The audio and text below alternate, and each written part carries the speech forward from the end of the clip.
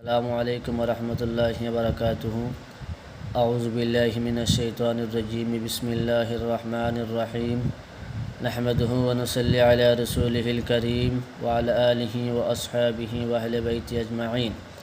अम्मा बाद, সম্মানিত আমার ইমানদার ভাই বোনেরা, অনেক দিন আমি অসুস্থ ছিলাম, তাই কোরআন হাদিসের কথাগুলি আপনাদের সামনে উপস্থাপন করতে পারছি না, যার কারণে আমি দুঃখিত। এখন আপনার সামনে খুব সুন্দর এক হাদিস মুবারক বয়ান করতে চাই আমি ইনশাআল্লাহ তাআলা। হাদিস মুবারক হইল হযরত আবু হুরায়রা রাদিয়াল্লাহু তাআলা আনহু থেকে বয়ান। নবীজি সাল্লাল্লাহু আলাইহি সাল্লামে ফরমাইতরা, প্রত্যেক মানুষের শরীরের মধ্যে 360টা জোড়া আছে, আর এই 360টা জোড়ার লাগিন প্রত্যেক দিন যখন সূর্য উঠে, মানে দিন আরম্ভ হয়, যখন সূর্য ডুবে যায় তখন রাইত হয়। তো প্রত্যেক দিনকুর মধ্যে এই সমস্ত শরীরের জোড়ায় সদকা করা, সমস্ত শরীরের জোড়ায় সদকা দেওয়া ওয়াজিব। ধরে নিন আমরা খান আছে, নাক আছে, হাত আছে, সমস্ত অঙ্গ আছে, এই সমস্ত অঙ্গ সারার ও সদকা দেওয়া লাগে, সদকা দেওয়া ওয়াজিব।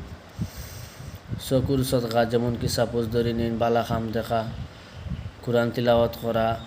মুখের সদকা আছে, ভালো ব্যবহার করা, কোরআন তিলাওয়াত করা।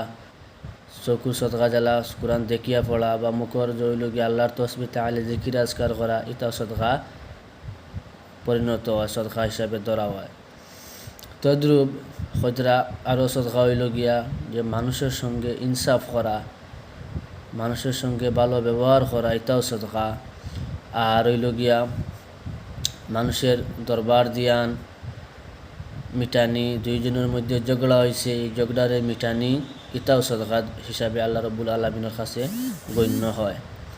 তাই আমরা তো এমন টাকা পয়সা আমরার কাছে নাই, আল্লাহ রব্বুল আলামিনে আমরা এমন এমন সিস্টেম অকল দিছেন যেই খেউরের বাই দিয়া মায়ার নজরে চাইলেও সদকার সওয়াব দেওয়া হয়ে যায়।